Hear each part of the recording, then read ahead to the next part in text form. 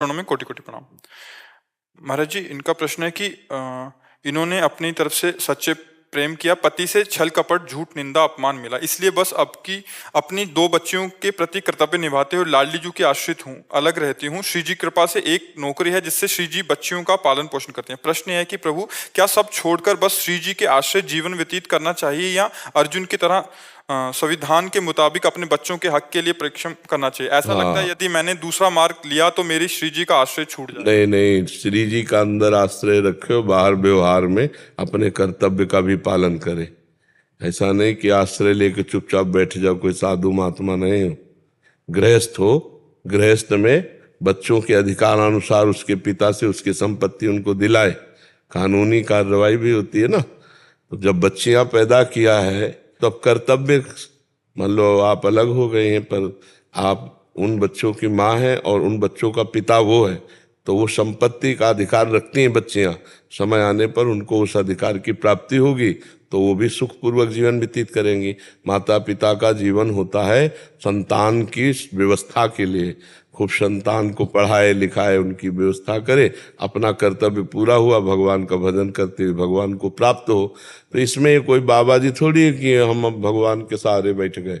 अंदर से भगवान का सहारा, बाहर से कर्तव्य है। गृहस्थी में कर्तव्य कर्म को देखना चाहिए अपने अधिकारानुसार। उसमें ऐसा नहीं कि अब जो होगा सो, फिर बच्चे हैं बच्चियां हैं, ये बात है। अब मान लो हम लोगों के पास आज ना आवे तो हम भूखे रहकर भी कीर्तन करेंगे, क्योंकि हम लोगों को यही ट्रेनिंग दी गई है, यही शिक्षा दी गई है। सहना है, भगवान जैसे रखे वैसे रखना है।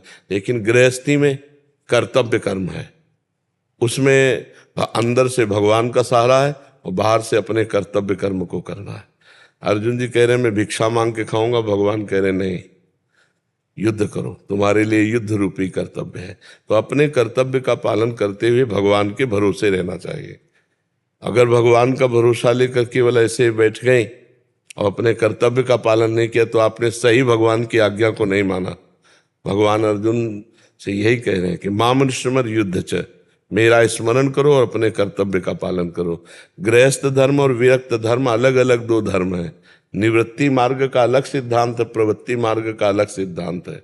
किसका प्रश्न है तो आप समझ पा रहे हैं? हाँ, तो नहीं छूटेगा ना, नहीं कह रहे अंदर से कहीं आश्रय ना छूट जाए इन सब करते। अंदर से आश्रय भगवान का रखिए, बाहर से प्रयत्न कीजिए। अर्जुन तो मार काट वाला उपदेश ग्रहण कर रहे हैं, सबकी गर्दनें उतारनी है, काटना है।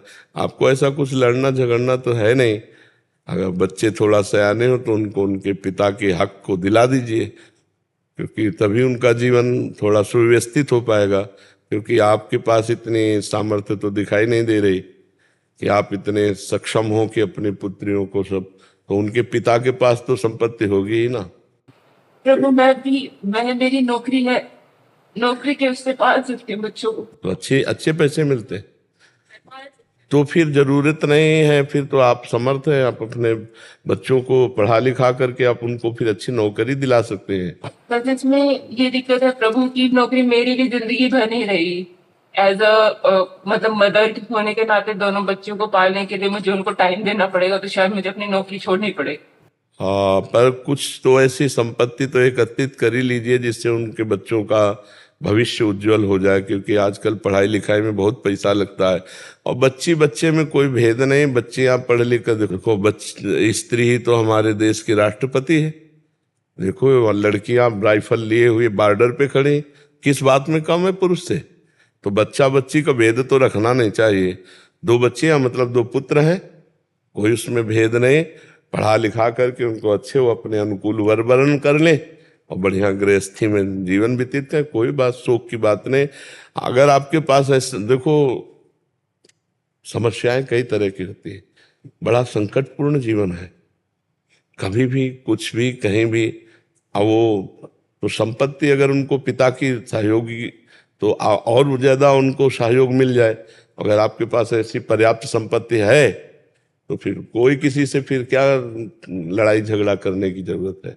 बच्चों को पढ़ा लिखा कर आप उनको उनकी योग्यता प्रदान कर सके, इतनी संपत्ति है आपके पास वर्तमान में। हाँ शायद कर सकती हूँ, हाँ? कर लूंगी। हाँ तो बस फिर हमें लगता है फिर अगर वो स्वेच्छा से दे दे तो दे दे, नहीं झगड़ा मत करो, क्योंकि राग द्वेष पूर्वक लड़ाई झगड़े से वो बच्चों की भी जिंदगी में वही संस्कार भर जाएंगे। आप अपनी मेहनत से कमाई करके उनका पालन पोषण करो, जैसे आप हो तो ऐसे उत्तम नौकरियां बच्चियों को मिल जाए तो उनका जीवन सार्थक हो जाएगा और आपका माँ होना धन्य हो जाएगा। आपने जो कर्तव्य किया ना, हाँ वो भगवान देख रहे हैं ना कि आप कितना लड़ रही हैं, और लड़ करके आप अपने बच्चों को अपने जीवन के सुखों का त्याग करके, मतलब पति से विलग रहना, अपने जीवन को तपस्या में व्यतीत करना है, हर सुख सुविधा है लेकिन उन सुख सुविधाओं को अपने बच्चे के लिए समर्पित करना, धन्य है तुम्हारी जैसी माँ ने। आजकल तो ऐसी भी माँ हो गई कि अपने सुख के लिए अपने बच्चों के गले दबा दिए। कैसी माँ? और एक माँ आप हो जो आप अपने को बलिदान कर रहे हो बच्चों के लिए, मेहनत कर रहे हो, अपने सुखों का त्याग कर रहे हो, तो यही त्याग भगवान की प्राप्ति में सहयोग होगा। तुम्हें प्रियाजों से कोई अलग नहीं कर सकता। सो सुख वांछा ही अलग करती है, भोग वासना ही भगवान से अलग करती है। और त्याग पूर्वक चाहे बच्चा हो चाहे परिवार हो, दूसरों के प्रति समर्पण का भाव, तो उसे भगवान का सहयोग मिलता रहता है, भगवान का आश्रय रहता है। आप अनाथ नहीं हो, नाथ अनाथर हित समर्थ मोहन श्री राधा, प्रभु आपके साथ है। आप बिल्कुल मजबूत रहिएगा और प्रसन्न रहिएगा, हमारी बात पर आप टिकिएगा। हाँ कभी आप दुखी मत होइएगा, पुष्ट रहिएगा। परम पति जब साथ है तो नाशवान पति ना भी हो तो क्या फर्क पड़ता है। नाशवान पति मान लो साथ छोड़ दे तो परम पति तो साथ